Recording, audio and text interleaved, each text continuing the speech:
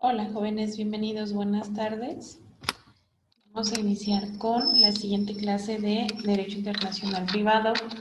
Retroalimentando, pues ya pudimos ver todas las comisiones a las que México pertenece, la naturaleza de las mismas. Justamente dejé en plataforma una tarea referente a esta clase y era o es sobre la... el número de participantes de cada comisión o cada organización, sus principales objetivos y desde cuándo México participa. Pedí o les sugería que se apoyaran en el video de la clase por si hubiera alguna duda. Bien, hoy vamos a continuar con el siguiente tema, ¿ok? Y vamos a llegar el día de hoy hasta lo que es el tema de personalidad.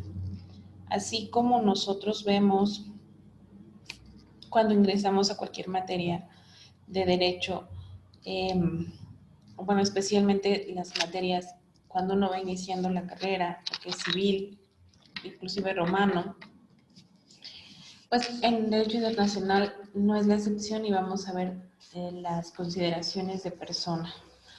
Ok, vamos a iniciar nosotros con lo que es el estatuto personal, pero a un nivel internacional. Recordemos nosotros que para que México forme parte de esto, bueno, depende mucho de dónde tengamos acuerdos, cuándo se hayan firmado, y decíamos que los acuerdos internacionales públicos, la mayoría emergía después de la Segunda Guerra Mundial.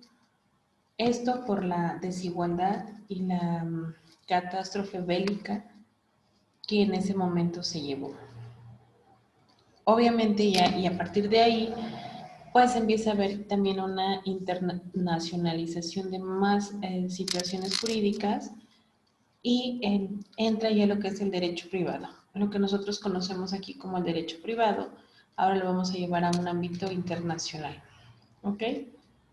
Vamos a ver que la situación de cada uno de nosotros en nuestras circunstancias, y recordemos, y insisto en este tema, es una fuente también de nuestro derecho, lo que es la antigüedad. El derecho romano también tenía este tema, y es un tema que nosotros vamos proyectando y vamos llevando a un nivel internacional. Esto va a depender de su posición dentro del entorno donde nos encontremos.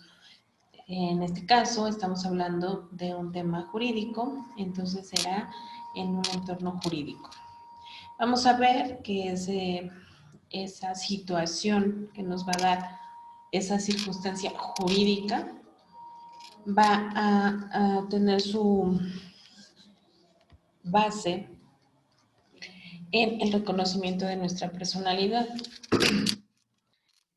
Vamos a recordar que aquí en nuestro estado existe lo que es la personalidad jurídica y recordemos también que existe la personalidad de personas físicas y de personas morales. Para que una persona física se le reconozca esta personalidad, pues va a ser susceptible de ser titular de derechos y también de obligaciones. Recuerdan que nosotros siempre hay que definir lo que es el derecho. Y el derecho es un conjunto de normas jurídicas y decíamos que un conjunto de normas jurídicas por las circunstancias que traen esas normas jurídicas no pudiese ser de otro tipo de circunstancias o otro tipo de normas, porque nosotros estamos estudiando aquellas normas que cumplan con las 4 características de normas jurídicas. ¿Cuáles son estas? Pues que sean coercitivas, bilaterales. En este caso, si estamos hablando de una norma bilateral, ¿quién creen que sea las partes? Bueno, estamos hablando en el derecho público, pues vamos a decir que las partes son dos particulares, pero de diferentes naciones. ¿Ok? Y entonces, que sean coercitivas, que precisamente hagan esto, que esté regulado, que exista en este caso a través de una institución, de un convenio, de una comisión, de una organización, pues esta forma de cumplirlas y esta forma de hacerlas valer tanto en nuestro favor como en el favor de un tercero. Es decir, mi derecho va a ser preponderante hasta que me encuentre con el derecho de otra persona. En ese momento, mi derecho va a tener un límite y empieza el derecho de otra persona. Así en materia internacional. Cuando yo tengo un derecho en una nación, mis derechos ahí son unos. Cuando yo cambio de otra nación, mis derechos los van a seguir haciendo valer, pero siempre y cuando vamos a respetar también las leyes de esa nueva nación. ¿Susceptible de derechos? Sí, porque vamos a obtener la protección de la nación precisamente con estos tratados que se firman y la obligación también de cumplir con ese reglamento o esa ley.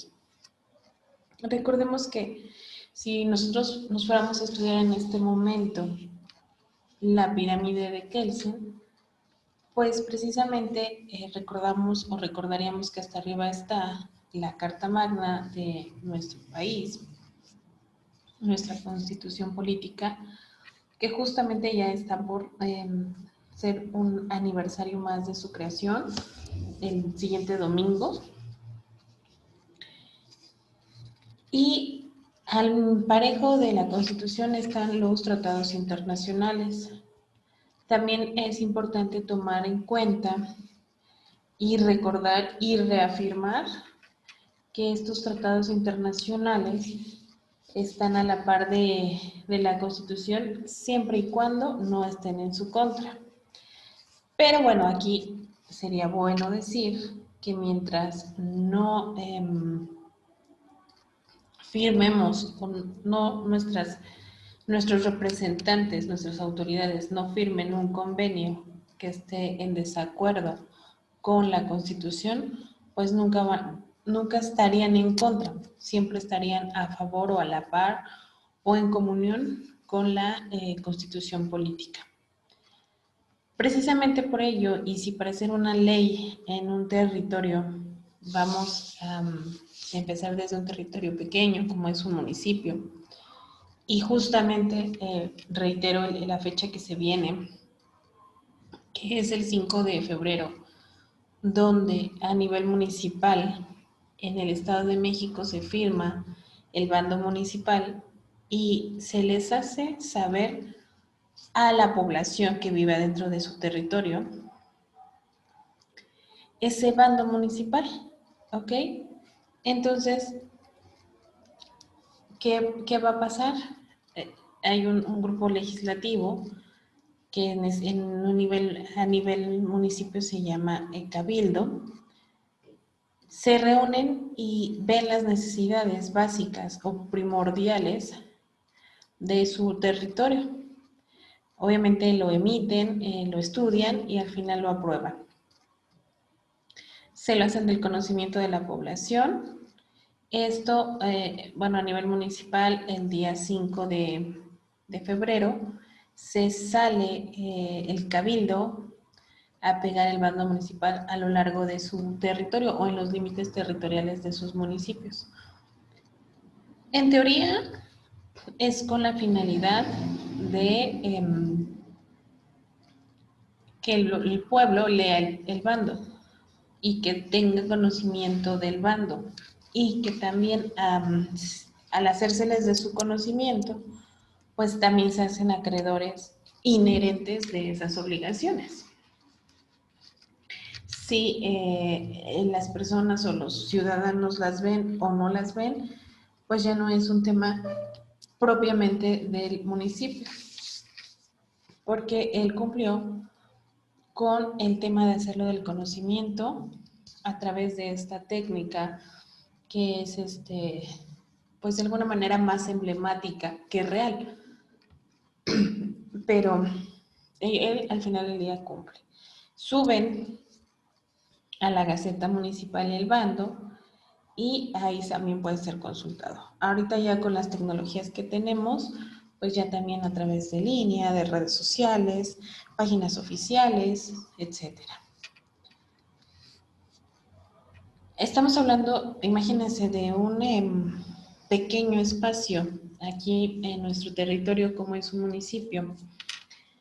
Si de ahí nosotros partimos o partiéramos a un nivel más grande, como podría ser un estado, quien también el estado tiene sus propias personas para legislar, para hacer leyes, para hacerlas valer, pues va a haber todavía un más número de ideas, de tradiciones, de cultura, de antecedentes jurídicos, y sin embargo, pues también se llegan a esos acuerdos, a esas leyes y se emite esa ley. Recordemos que los estados tienen su propia autonomía y son soberanos. Y por ende, pues también se les permite la toma de decisiones de esas circunstancias.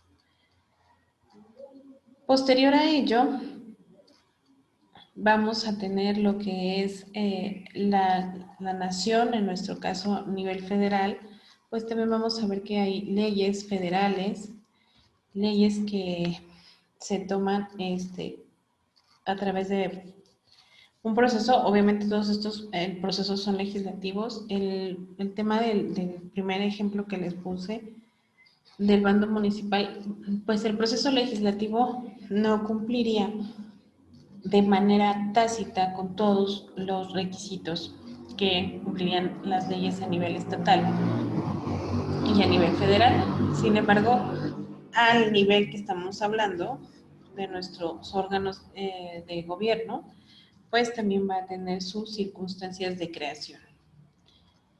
Ahora, si nosotros ya nos vamos a un ámbito internacional, yo les he comentado en las diversas clases que hemos tenido en esta materia, que también es el tema de encuadrar ese acuerdo, esa comisión, esa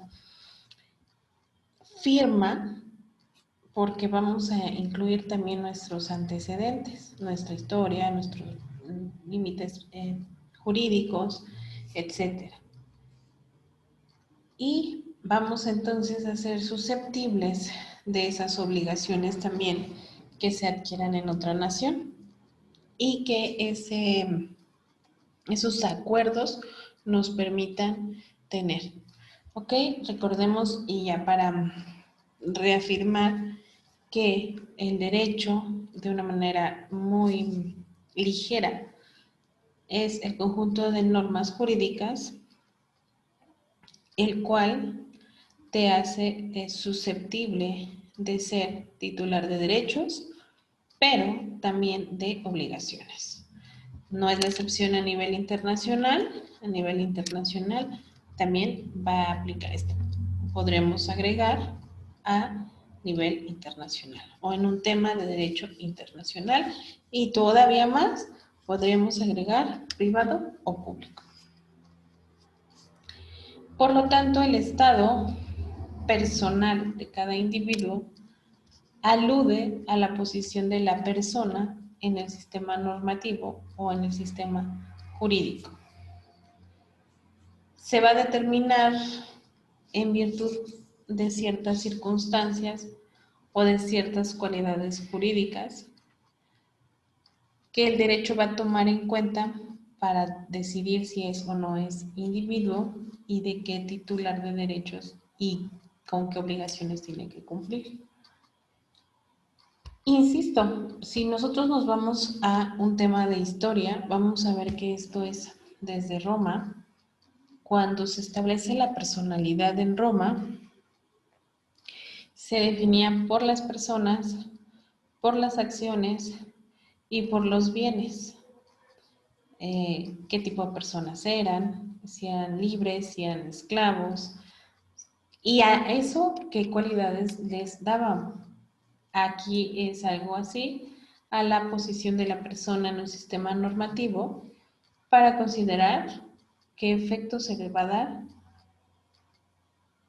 y de esta manera o siguiendo con esto va a derivarse el reconocimiento de la personalidad jurídica. ¿Qué tan capaz soy de ser otra vez susceptible de ser titular de esos derechos? ¿Y qué tan capaz o qué tanta capacidad tengo de también cumplir con las obligaciones que se me están asignando? Por el simple hecho de ser persona, por el simple hecho de estar adherido a un sistema, en este caso a un sistema judicial a nivel internacional. Vamos a ver lo que es el concepto de estatuto. Y aquí otra vez retomamos un poco lo que es el antecedente y vamos a ver que originalmente esta palabra, desde el derecho romano antiguo, se significó una ley o un cuerpo legal. Por ahí se han escuchado que en las empresas, por ejemplo, dicen cuáles son los estatutos, ¿no? De hecho, para formar una empresa, en la formación de la empresa se van a solicitar unos estatutos, ¿ok? Pero a nivel interno también dicen, vamos a ver cuáles son los estatutos y sobre ellos nos vamos a basar, ¿ok? Entonces, esa no es la excepción.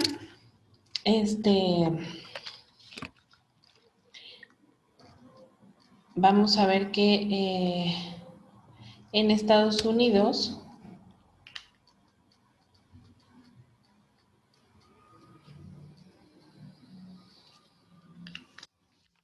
y en otros países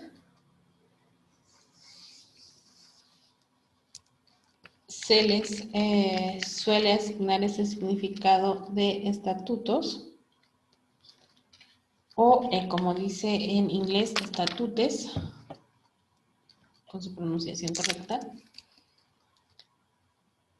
En México se le suele asignar el significado de cuerpo normativo y el ejemplo, por ejemplo, los estatutos de una empresa, el estatuto del trabajo de trabajadores del Estado. Ustedes saben que no es lo mismo trabajar en la iniciativa privada que la iniciativa pública.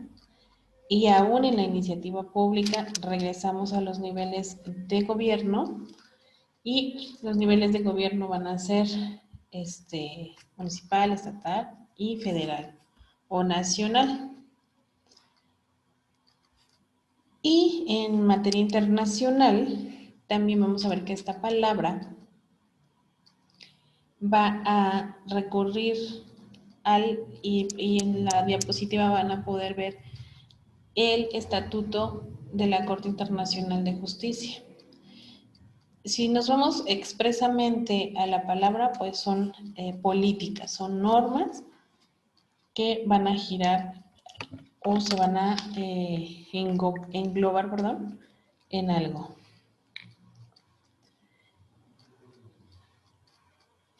Si se dan cuenta, vamos a ver que esta ordenanza o este reglamento va a ser un conjunto también de normas y aquí en el ejemplo que nosotros lo estamos viendo también va a ser un conjunto de normas jurídicas, pero va a ser, no son como tal un código.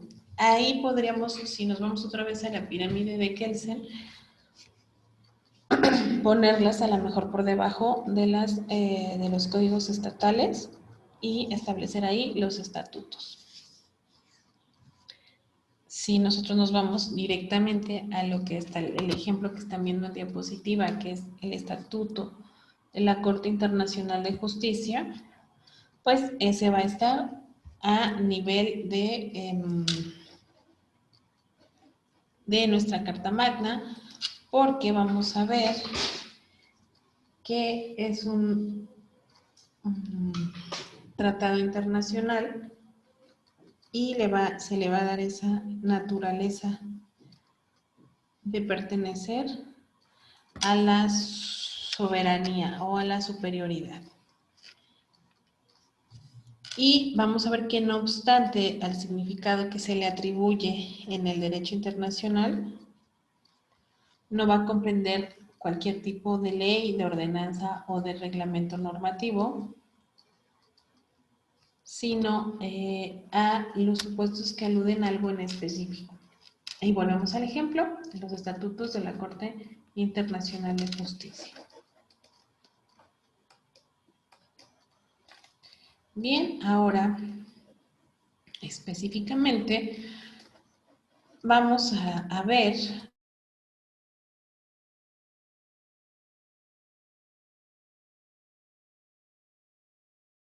y de la familia. ¿Cómo es que nosotros vamos a tener esos derechos de llamarnos personas, personas tanto físicas como personas morales?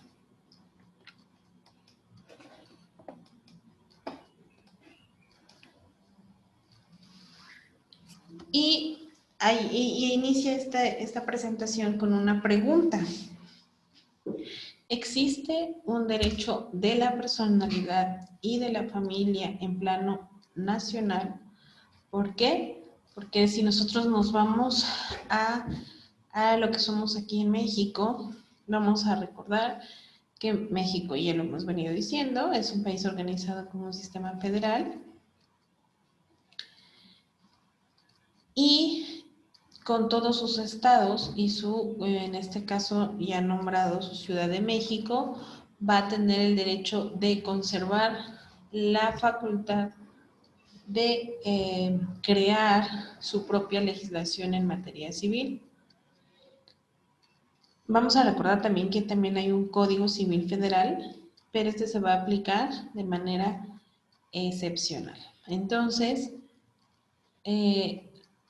cada estado va a tener la capacidad de tomar sus decisiones, como lo mencioné hace un momento, por la soberanía que tienen y por la autonomía que tienen. Les voy a poner un ejemplo. Ustedes saben que aquí en el Estado de México, y bueno, en la Ciudad de México, existía lo que era la emancipación como tal. Tenía un capítulo dentro del código, sus artículos y su forma de legislarse. Se reforma y deja de existir esa figura en el Estado de México. Tampoco existe ya en la Ciudad de México. Si no mal recuerdo, tampoco en el Estado de Hidalgo. Pero en varios de los demás estados sí sigue existiendo lo que es la figura de la emancipación. Si nos fuéramos al estado de Jalisco, al estado de Oaxaca, van a encontrar todavía ese capítulo en sus códigos, esa regulación en sus temas que nosotros ya no tenemos, ¿ok? ¿Por qué nosotros dejamos de tenerlo? Por las necesidades que se nos dan conforme a las circunstancias de nuestras forma de vida. Afortunada o desafortunadamente, siempre en la Ciudad de México y el Estado de México, pues son más rápidos en su crecimiento, por llamarlo de alguna manera. Y se va generalizando todo lo que es la zona metropolitana del país, pero hay estados que todavía van un poco más conforme a sus usos y costumbres, conforme a sus necesidades y van tomando sus propias decisiones. Recordemos, por ejemplo, aquí otro tema en que indica y que es el tema o un ejemplo claro de la autonomía y de la soberanía de cada entidad federativa, la permisión de los matrimonios entre personas del mismo sexo. Sabemos bien que el primer lugar donde se autorizan estas bodas, y no es el tema exclusivamente de hacer una fiesta y ya, sino el tema legal, la protección que te atribuye el Estado, pues es en la Ciudad de México. Hace poco, pues también se firma ya o se acuerda que en el Estado de México ya va a haber también esa autorización y también, así como el otro ejemplo que les ponía de la emancipación, en este ejemplo vamos a ver que hay pocos entidades federativas, pocos lugares en donde este acuerdo es permitido. Hay estados donde va a ser mucho más complicado llegar a esa norma por el tema tan conservador de su cultura. También no quiere decir que sea imposible, quiere decir, puede un día regularse, puede un día autorizarse, puede un día llegarse a un acuerdo y existir una legislación, una modificación a la ley donde se permita, pero vamos caminando sobre ciertos temas. Otro ejemplo podría ser la adopción de niños en ese tipo de parejas. Otro tema podría ser o es el aborto, lo mismo en la Ciudad de México, en el Estado de México. En algunas partes de la zona metropolitana, pues se permite el aborto en cierto tiempo de gestación. Y en otros estados no se permite. De hecho, sí se sabe de casos donde las personas de otros estados pues vienen hacia los estados en los que es permitido a efecto de cumplir ellas con ese objetivo y no estar contra su legislación o no estar contra la ley.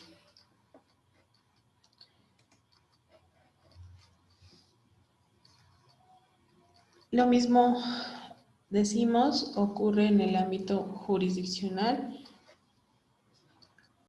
y eso significa que en México existe un órgano del Poder Legislativo Federal que legisla y otros 32, es decir, los de cada entidad federativa, junto con su capital, que es la Ciudad de México, que también legislan de manera autónoma dentro de las áreas de sus respectivas conveniencias. Obviamente no van a legislar en donde no les compete. Por eso cuando nosotros circulamos, de repente dicen, estamos en un área federal o estamos en una carretera federal, aquí se puede meter la policía federal, pero la estatal no, o estamos en una calle estatal o estamos en una calle municipal. Acuérdense cuando iniciamos la carrera que vamos viendo la competencia, la capacidad de ejercicio, todo esto, donde va a estar en este caso, donde va a estar la jurisdicción de cada una entidad y de cada nivel de gobierno. Por ejemplo, si yo vengo manejando de Querétaro al Estado de México y vienen persiguiéndome, a lo mejor o que acerca en el límite, una patrulla quiere de Querétaro detenerme, pero yo alcanzo a pasar al Estado de México sin cometer ningún ilícito grave, obviamente, pues ya no puede detenerme. ¿Por qué? Porque ya estaría rebasando su jurisdicción, que no le corresponde, y ya entonces quien tendrían la facultad de hacerlo serían patrullas del Estado de México. Es decir, respetando siempre la autonomía de cada entidad federativa o de cada estado de la República.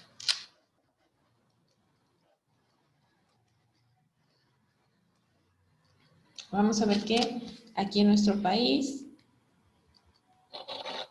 existe un conjunto de órganos federales, tanto de ramas judiciales como administrativas, así como varios establecidos en el Estado y en la Ciudad de México.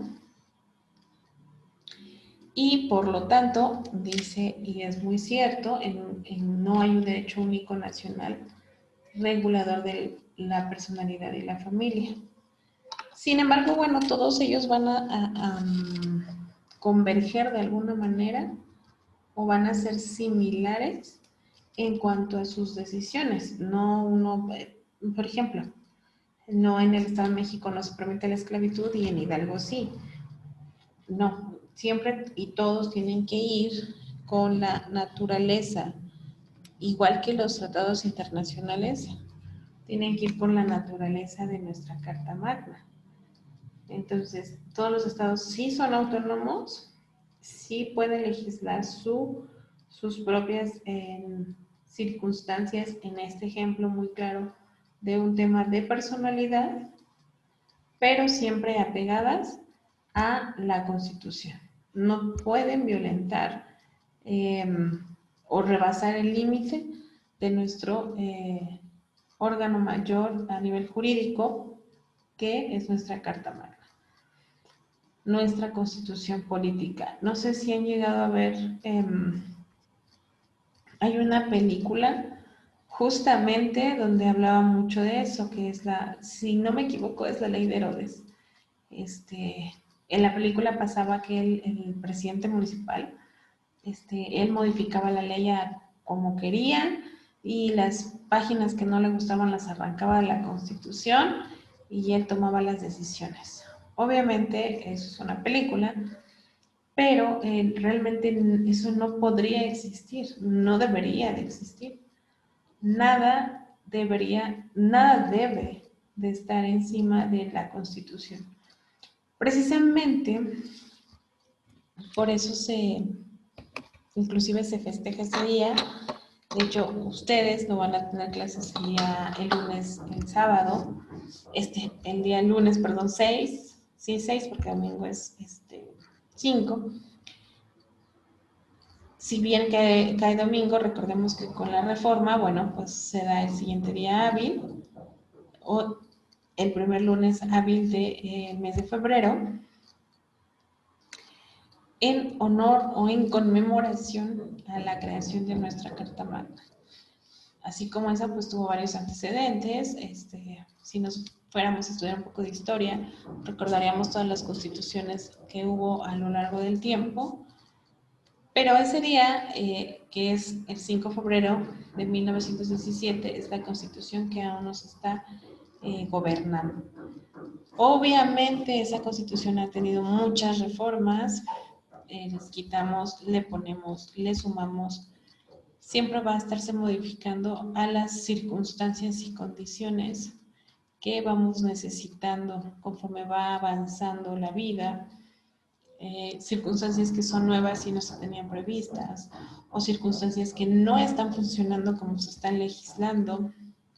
Y ahorita en un ratito les voy a poner un ejemplo de un tema que se legisla ya a partir de junio del año pasado en la Ciudad de México.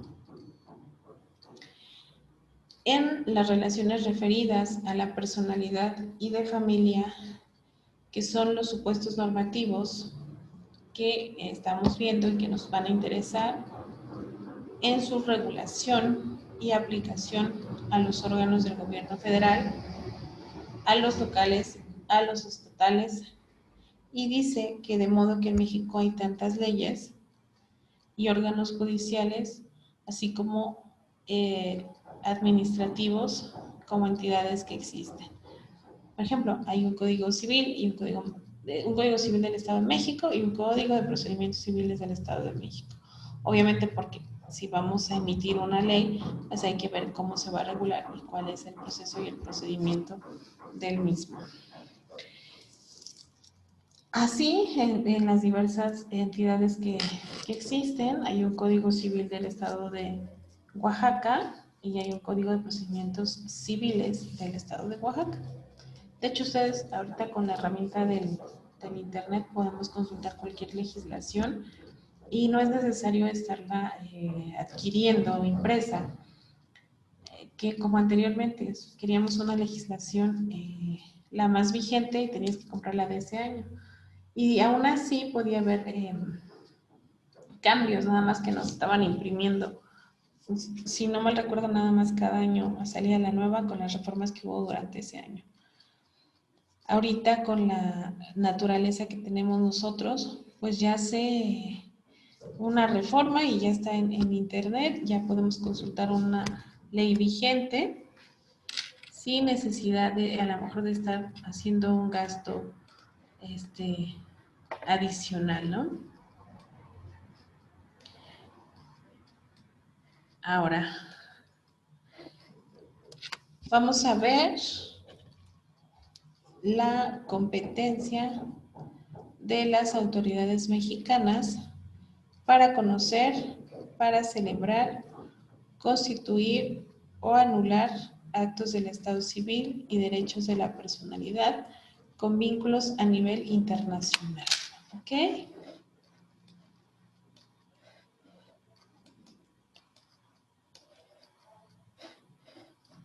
Vamos a ver que para conocer el órgano competente ante el que se deben celebrar o autorizar los actos del Estado civil, vamos a iniciar con la competencia interna.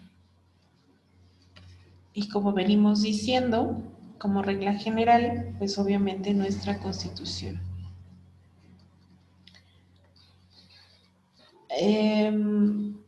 Por ejemplo, no vamos a casarnos, no vamos a, y al ejemplo, regreso al ejemplo que poníamos, las bodas de personas del mismo sexo no van a tener las mismas condiciones si se casan en otro estado que si se vienen a casar a la Ciudad de México. Entonces lo que debemos hacer es apegarnos a la legislación donde vayamos a hacer o a realizar el acto jurídico. Muchas personas pueden venir, va a haber ciertos requisitos, si los reúnen o los consiguen, pues van a poder adquirir ese beneficio. Pero al regresar a sus estados, pues no va a ser válido allá su matrimonio, es decir, sí van a tener los derechos, pero no se les van a respetar porque ya no está siendo válido. ¿Sí me explico? Entonces, dijera un dicho, al pueblo que fueres, haz lo que vieres. Donde se te autoricen las cosas, es donde lo vas a hacer. A nivel internacional, pues lo primero que vamos a hacer es vigilar en dónde estamos, cómo es que lo vamos a hacer, de dónde partimos y cómo nos vamos a adaptar para poder con ello trabajar y ser susceptibles de estos derechos y estas obligaciones. Ahora, competencia legislativa de las autoridades mexicanas para regular las relaciones de familia y las relaciones de personalidad en un vínculo, en una situación ya internacional. ¿Ok? Y vamos a ver que los legisladores mexicanos, en algunos códigos locales, volvamos al tema, en algunas entidades federativas o en algún estado de la República, y vamos a ver que nuevamente se va a referir a la Ciudad de México, han declarado competente o competentes a sus tribunales para regular las relaciones de familia vinculadas al extranjero, así como, por ejemplo, los legisladores de la Ciudad de México declaran competentes a los tribunales de esa entidad para regular los supuestos normativos y han establecido algunas normas del derecho internacional privado. ¿A qué se deberá esto? Al tema un poco más abierto de las características de la Ciudad de México, a la diversidad de personas que habitan ahí. No es lo mismo la cantidad de nacionalidades que viven ahí o que llegan buscando ese espacio a las personas que viven a lo mejor, no sé, en Tabasco o en Jalisco, sí, Jalisco, en Guerrero. Sí, mucha gente viaja, pero mucha gente de otros países viaja con la intención de conocer, con la intención de hacer un tema turístico, pero no se queda a radicar ahí. Y en la Ciudad de México, sí, también eso, pero asimismo también hay mucha diversidad de nacionalidades radicando en la Ciudad de México. Podría ser también referente a las circunstancias de trabajo que se otorgan en la Ciudad de México, por ejemplo, o inclusive en el Estado de México. eh, la, la, las matrices o las partes internacionales que tenemos, las empresas, vamos a poner un ejemplo, las oficinas de empresas internacionales que se encuentran en Santa Fe, pues mucha gente viene y hace de esos lugares su domicilio. Justamente vamos a ver que el domicilio, pues es una característica de la personalidad. Y vamos a ver que la personalidad, si quiere significar o se refiere el ser del individuo, y regresamos otra vez a nuestro antecedente que es el derecho romano, decíamos que persona venía de la palabra, de la careta que se ponían los actores para hacer que su voz se escuchara más cuando actuaban. Entonces, de ahí viene lo que es el término persona. Recordemos, por ejemplo, aquí, y pertenencia a un grupo social, también es cierto que van a formar parte del estatuto personal. Si nos vamos a un tema de antecedente, en Roma, pues no eran personas consideradas, sino eran ciudadanos romanos, si no eran, pertenecían a una civitita, y si no eran de una familia, de un pater familias, no pertenecían a una familia, no se les consideraba personas. Por ejemplo, para las personas esclavos, los que eran esclavos, se les denominaba de un modo, si se les liberaba, se les llamaba libertos, si se les regresaba, bueno, tenía mucho que ver con la clase o el grupo social al que pertenecía. Por desgracia, los derechos que acoge la personalidad no han sido lo suficientemente clasificados o clarificados por la teoría del derecho ni por el derecho positivo mexicano. Sin embargo, pues sí, es establecido las características de nuestra personalidad. Vamos a ver que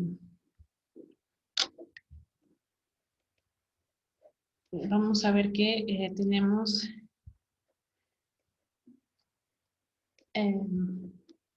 vamos a hacer en nuestra imaginación vamos a hacer una tabla de nuestras características o de nuestras atribuciones como personas.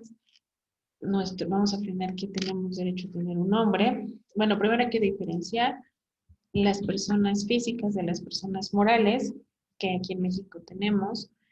Vamos a ver que hay dos tipos de capacidad, que es la capacidad de goce y la capacidad de ejercicio. No me voy a meter mucho en esto, porque ustedes ya lo saben.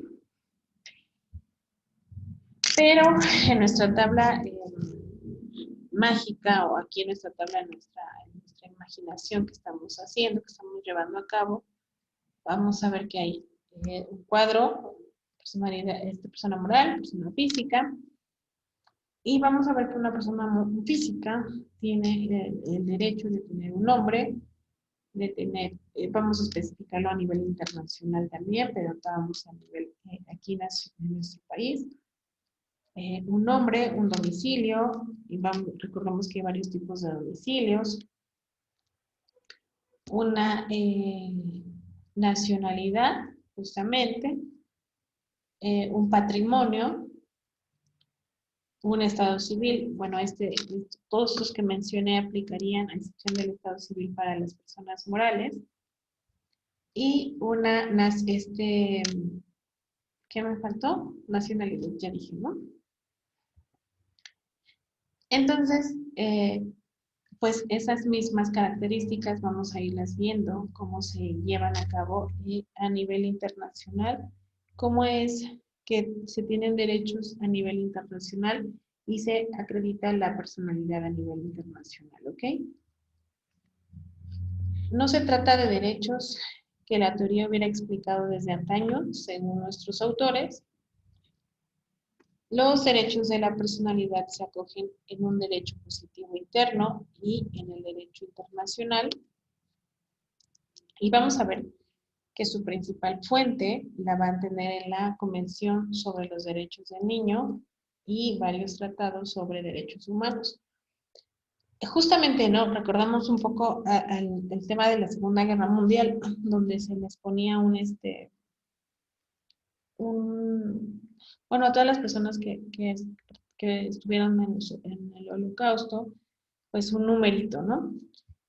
Se les estaban violentando definitivamente sus derechos. Las personas no podemos ser marcadas y, sin embargo, sí podemos tener identificaciones. En aquel entonces también no era la excepción, se les pedían sus identificaciones, el que se identificaba como ciudadano alemán o de alguna otra nacionalidad que no estuviera, pues como tan en la mira, se les permitía el acceso, ¿no? Obviamente por temporada, hasta que fueron avanzando, fueron abarcando y queriendo consumir otras nacionalidades, otros lugares, otros países, etc. Pero al hacer eso, pues entonces empezamos a ver que se nos, se nos da ese derecho de pertenecer a un grupo social y por el solo hecho de ser humanos, de ser seres vivos que en este caso somos seres humanos, que se nos distingue de los seres vivos, animales, pues ya se nos considera y se nos da un cierto grado de derechos.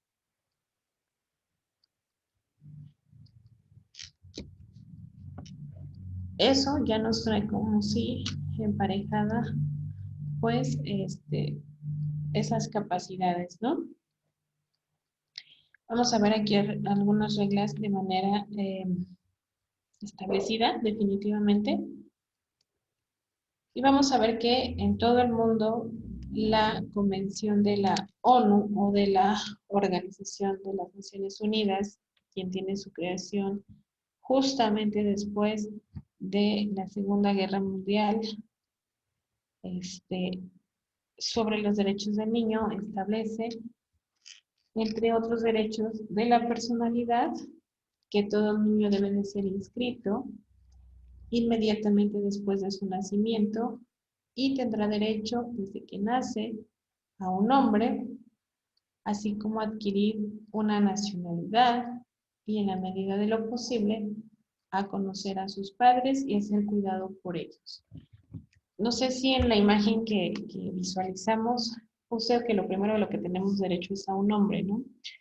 Aquí en México, para que una persona sea considerada persona, tiene que haber nacido vivo y viable o haber sido registrado ante el registro civil antes de las 24 horas, que significa, eso significa ser viable, ¿no? Haber nacido vivo y que te registren hasta que te quieran registrar, o haber nacido, a lo mejor morir antes de las 24 horas, pero que tus papás te hayan presentado ante el registro civil antes de esas fechas, de esas horas.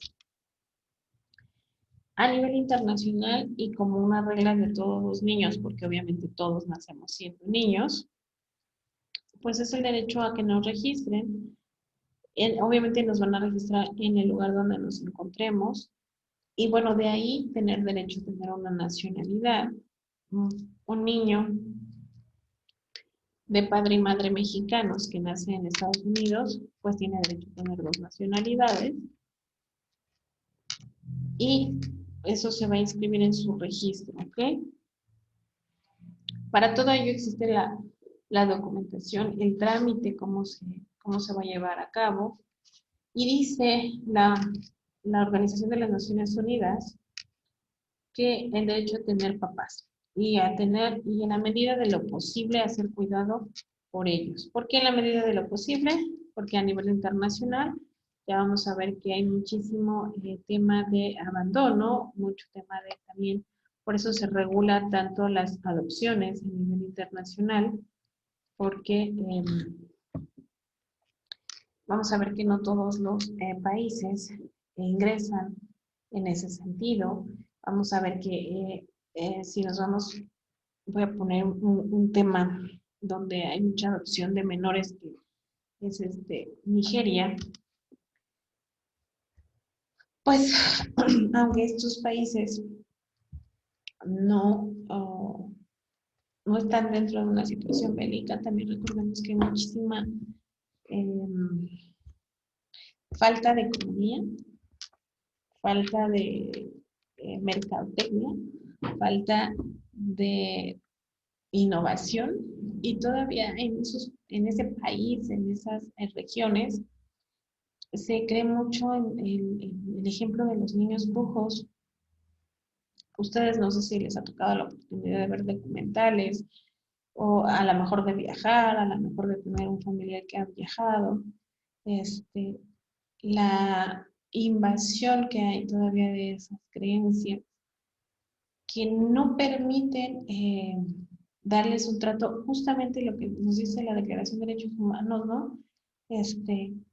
Darles ese trato digno a esos menores, es decir, que sus papás los cuiden, ¿no? Es un ejemplo de, oye, los niños, dicen allá que los niños son brujos, con que alguien diga, ese niño es brujo, aunque no tenga ningún fundamento y eso no exista, pues los papás, con el efecto, con el miedo, con el de no tenerlo, de no tener un hijo con esa naturaleza, pues lo que hacen es que lo abandonan.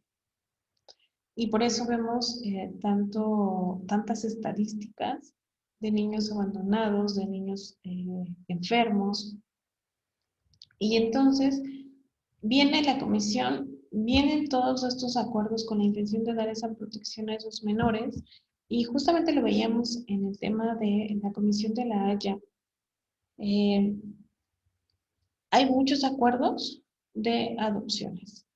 Con esas adopciones, lo que se pretende es darle una mejor calidad de vida a los menores y pues a lo mejor ayudar un poco a los papás o a las personas, los hombres o mujeres, que están buscando tener un hijo. Eh, y entonces hay muchos acuerdos. Es también muy complejo. Por ejemplo, simplemente en México es muy compleja la adopción, cosa que creo que se debería de reformar, debería de ser un poco más permisible, porque a veces ni los propios papás están certificados y tienen varios hijos, y entonces esos niños que están necesitando a lo mejor ser adoptados, no se les da esa oportunidad, cuando a lo mejor esas personas con las que vivan no van a ser perfectas, pero van a estar mejor de cómo están. Entonces, los estados, parte del convenio, estamos hablando de se comprometen a respetar el derecho del niño, a preservar su identidad. ¿A qué nos referimos con preservar su identidad? Si nos vamos a traer un niño o vamos a tener un niño de otro país, pues a que sepa de qué nacionalidad es, cuáles son sus tradiciones, sus antecedentes, y sus relaciones familiares. Su nacionalidad, de qué país es y qué nacionalidad va a tener por el tema de intercambio o el cambio. Un nombre, ese siempre lo vamos a tener. En México es un nombre de pila y los apellidos de nuestros padres en el orden que nosotros establezcamos, a falta de establecer un apellido primero y uno después, se tomará, recordemos, el del papá primero. Por eso todos tenemos nuestro nombre y luego el apellido de nuestro papá y el apellido de nuestra mamá, pero pudiéramos tenerlos al contrario. Si tuviéramos más hermanitos y a nosotros nos establecieron primero el de la mamá y luego el del papá, se entenderá que el resto de los hijos del mismo matrimonio se les pondrá en ese mismo orden el apellido. Y en el ejemplo a nivel internacional, si fuera el caso, también se les permitirá las relaciones familiares, obviamente sí que haya una involucración o un tema de actividades ilícitas. ¿Ok? En este sentido, el derecho de la personalidad o a la personalidad abarca desde el derecho de nombre, nacionalidad, identidad, domicilio, patrimonio y capacidad. ¿Ok? Algunos autores califican en la capacidad, otros en el estado civil, pero por lo general van a ser acogidos por normas imperativas. Conforme a la Convención de la Organización de Naciones Unidas, la identidad se debe adoptar inculcándole al niño el respeto por sus padres, a su propia cultura del lugar donde se encuentre, su idioma, sus valores, a los valores nacionales del país en el que vive, también al país del que es originario y a las civilizaciones distintas a la suya. Por ejemplo, aquí en México, una identidad de nosotros pues es justamente esto de la bandera, el hacer honores, el saludar, el himno nacional. Por ejemplo, aquí en el Estado de México y en la Ciudad de México, el 5 de mayo nosotros también descansamos, ¿no? O el día siguiente a 20 de mayo.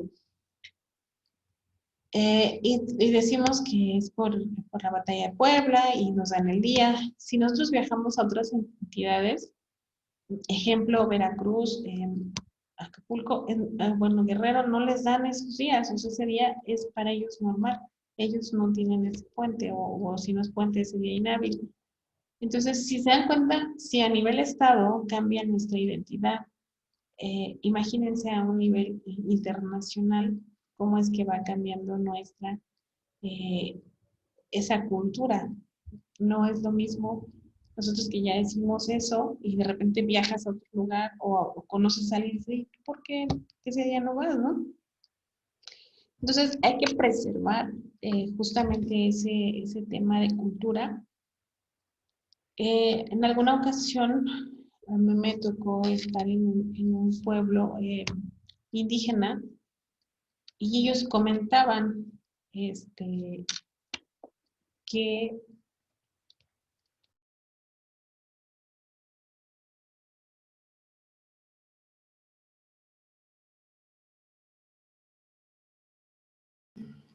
que llegan originalmente con la intención en las autoridades de quitarles su lengua y de todos, de alguna manera, creían ellos civilizarlos a que todos habláramos español, que es pues el idioma oficial de México.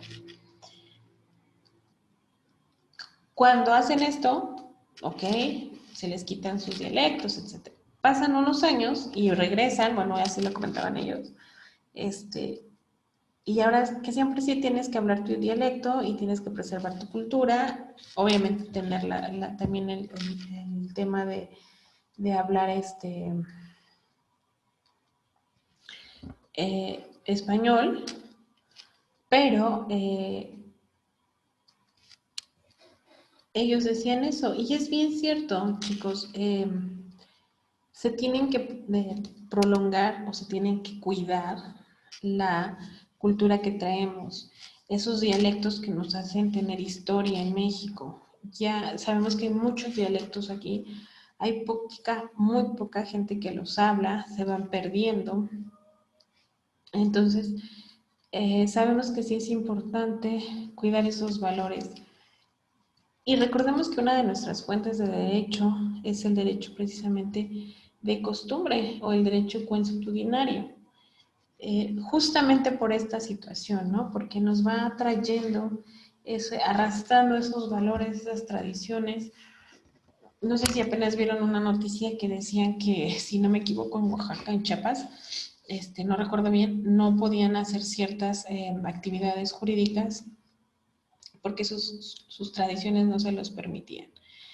Y yo entiendo que en cierta parte estamos exagerando el nivel de costumbre, pero si simplemente ustedes en un entorno aquí cercano a el Estado de México, vayamos a los municipios, que vayamos, siempre va a existir ese tema, ¿no? De costumbre, de normas que son súper entendidas, normas que no están escritas, pero que los ciudadanos de ese lugar las respetan y las llevan a cabo.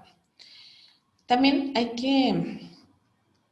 que tomar en cuenta que si no se llevaran a cabo y no se respetaran, pues también el pueblo, la sociedad, las personas, pues van a manifestarse, van a levantarse en un tema de que su voz se les escuche para respetar lo que ellos consideran como parte de su tradición y parte de su cultura.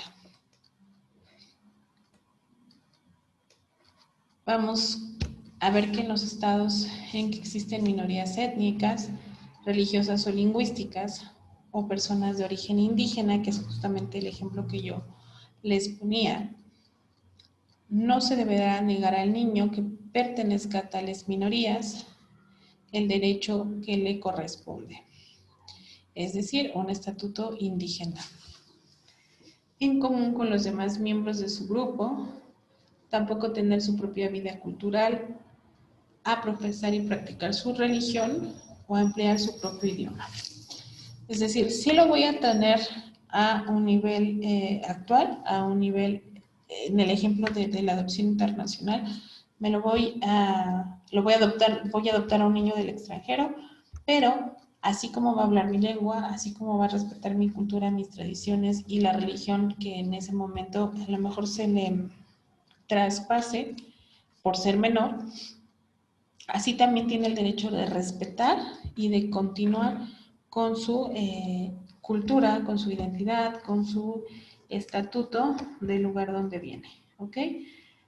Obviamente ya cuando las personas vamos tomando una cierta edad, cierta adultez, pues ya van tomando sus propias decisiones, qué religión van a profesar, qué circunstancias van a seguir realizando y cuáles no. Por ende, pues el mejor idioma que les acomode, pero sin la necesidad de que pierdan su conocimiento o sus conocimientos del lugar donde provienen.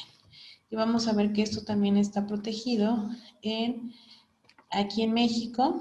Recordemos el artículo 2, si no me equivoco, de la Constitución. Habla justamente de que la nación es única e indivisible a pesar de que haya un sinnúmero de razas, un sinnúmero de lenguas, y ahí se protege justamente a este tema. Hubo un tiempo en el que el gobierno protegió mucho el tema de las comunidades indígenas. De hecho, se hicieron censos y se hacía todo esto a efecto de ubicar justamente cuáles eran los idiomas, bueno, en México llamados dialectos, que existían a efecto de preservarlos. ¿Ok? Entonces, hasta aquí vamos a dejar la clase del día de hoy. Vamos a continuar con las otras circunstancias de la personalidad. Ya vimos lo que es el nombre y junto con él, miren, es tan sencillo y todos tenemos uno, pero todo lo que implica, ¿no? Y vamos a continuar con los siguientes, las siguientes características de la personalidad, haciendo siempre como que el énfasis en lo que nosotros tenemos y cómo lo vamos nosotros a proyectar o a llevar a un tema de carácter internacional. Chicos, excelente semana. Por favor, chequen sus tareas y cualquier cosa estoy a sus órdenes. Excelente tarde.